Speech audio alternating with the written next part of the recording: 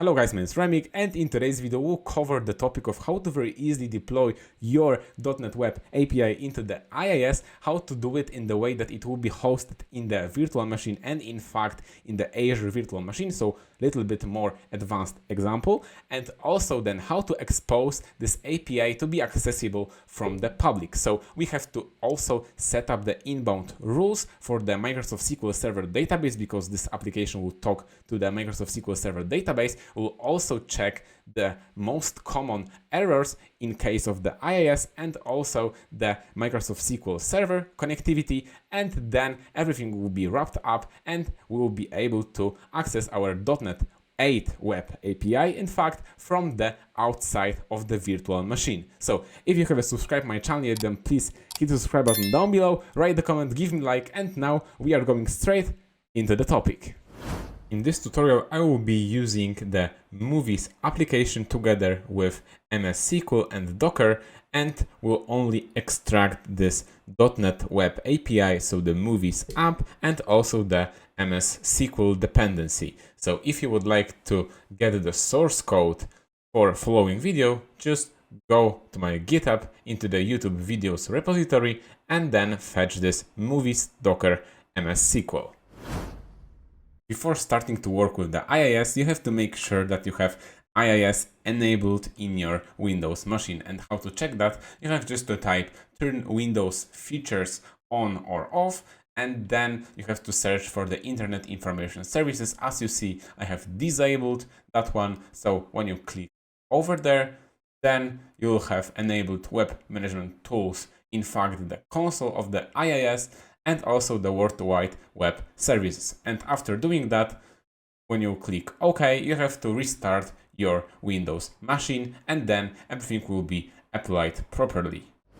If you are trying to set up IIS in the virtual machine, in my case this is the Azure virtual machine, you have to do as follows. So you have to click Add Roles and Features, then just click on the role-based or feature-based installation, click Next, then you have to select your virtual machine, so I will just click Next as well.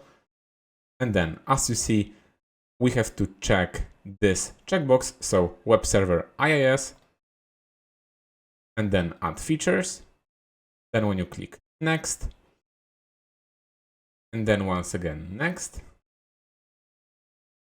and now you click Next, and as you see, we have the web server with those 4 features, and also we have the IIS Management Console over there. So we will click Next once again. Now we have the summary, and we will click Install.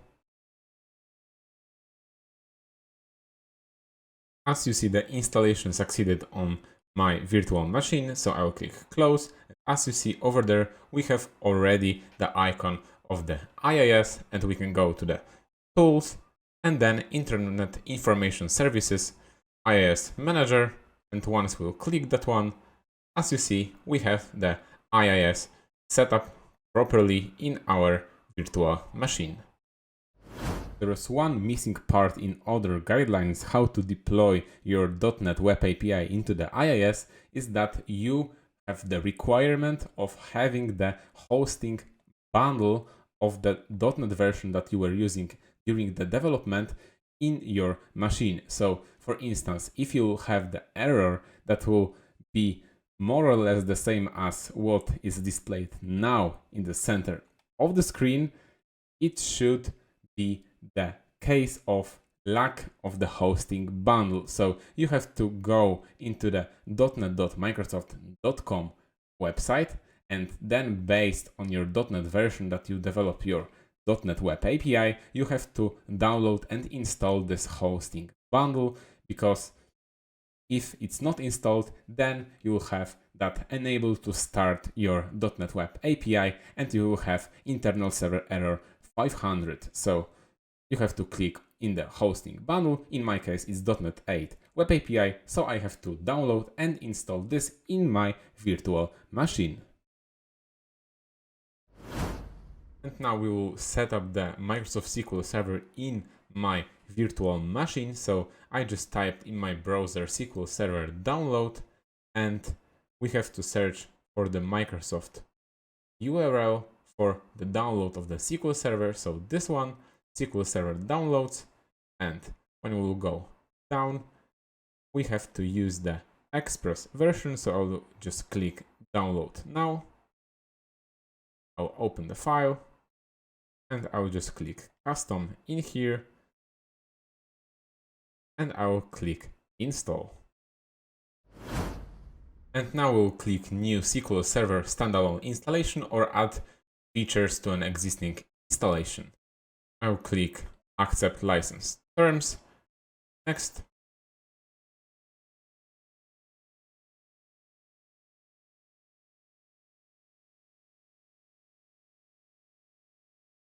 And we'll leave the default settings in here as well. So the name instance will be the SQL Express.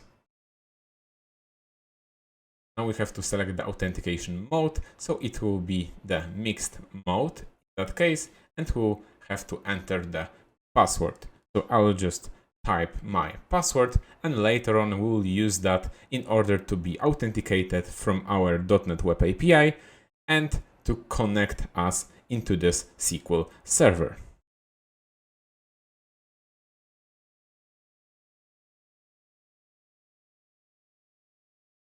And we see in the details that install was successful. So we'll click close. After installing the SQL Server, you have to go into the configuration manager to enable the TCP IP and also assign the default port to accept the inbound traffic by this SQL Server. And our .NET Web API, if it will not be enabled, will not be able to connect to the database, and also it will not create the database at all, so it will fail to start in the IIS way. So we have to go into the SQL Server Configuration Manager, and as you see in the SQL Server Network Configuration and the protocols for SQL Express, we have named pipes and also TCP IP disabled, so we'll just change that value to yes. And also enable that one. And we have to double click on the TCP IP, go into the IP addresses tab, and down below in this IP AII configuration section, we have to assign the TCP port into the 1433. We have to apply, OK, and OK. There's one more thing related to the Microsoft SQL Server configuration, so we have to set up the inbound rules for two specific ports. So we have to go into the Windows Defender firewall with advanced security, and to the inbound rules, we have to create the new rule. The first port will be 1433, and it will be the TCP. We have to click next and allow the connection for all of those. It will be the TCP for MSSQL. And now the new rule as well, the port, and the port will be the UDP, and it will be 1434. You have to click next, allow the connection for all of those. This rule will apply, and it will be UDP for MSSQL. And we have to type the services and check for the SQL Server related service and restart that one.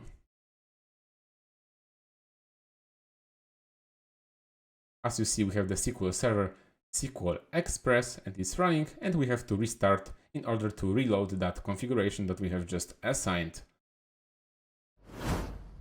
Now there's the time to reassign the DB connection string. So if you are connecting into the Microsoft SQL Server or some other database provider, for sure you should have DB connection string stored somewhere.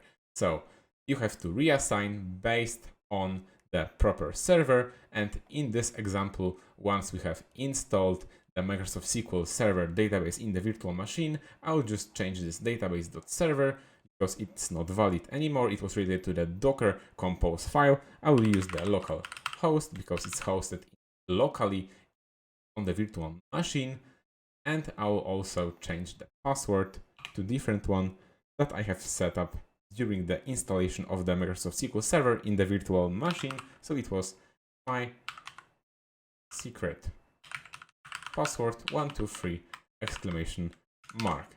And once I will save that file, I will be ready to publish my movies.presentation API into the IIS. As for now, we had in the program CS file the following constraints. So if the application.environment is development, then and only then to set up the Swagger together with the UI, and also to get the DB context out of the dependency container and use the following method. So database.migrate, so it will create the database if it will not exist at all, and also it will try to apply the migrations to the latest one. So based on the movies DB context and also the connection string that is provided in the app settings JSON file, it will automatically create the database, and this is what we would like to get as the result in the IIS. So I'll just remove that constraint and I'll just move those lines over there, so it will automatically create the database and also apply the latest migration and set up the Swagger in the IIS. Now I will right click on the .NET Web API and I will click Publish. We would like to publish into the folder, and then we will copy our content of the application into the IIS. So we'll click the folder, is the bin release.NET 8 publish. I will click finish. And now we have to select show all the settings, and we will use this delete all existing files prior to publish option, and also use this connection string at runtime.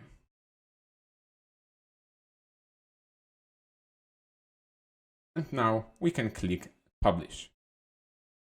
Now once we navigate to the content of the publish folder, we see the whole content of our .NET Web API. Alright guys, now we are ready to publish our .NET Web API into the IIS. So I have to create one folder in the Windows C inetpub www root folder, and in here I'll just create the separate folder called demo API that will be related to our API in fact. So now we can just go outside of that one and we can create the website. So we can just create the site and the name will be called demo API. Application pool will be created as well, and the physical path of the application where it's stored will be as follows. So inetpub www root and the demo API folder. And now I will just assign the specific port. So it will be, for instance, 55. And now it depends if you would like to expose or not expose this application to the public. So you can just leave this unassigned, or in my case, I would like to access this API from outside of that virtual machine. So I'll just bind this to the internal IP address of that virtual machine, and also the port will be the same. So I'll just click OK now. And as you see, it has been started, but in fact, we have no content of our .NET Web API inside. So we have to go into the folder of the release that was created, and then we can just copy paste all the content inside of the folder that was related to our demo API. And now when I will go into the publish folder that we have just created after clicking publish in the Visual Studio, I'll just click Ctrl A and then Ctrl C to copy the whole content of that .NET Web API. And now in the virtual machine, we have to go and click explore. And as you see, we have this demo API folder in here. So I'll just copy paste the content of the .NET Web API. And now once we have the whole content of the API in place, we can just restart the application. So just click Manage Website, Restart. And now we'll be able inside of the virtual machine just to browse and check if everything works fine or not. And then later on, we'll also assign the inbound rules for our virtual machine to be able to expose this API to the public.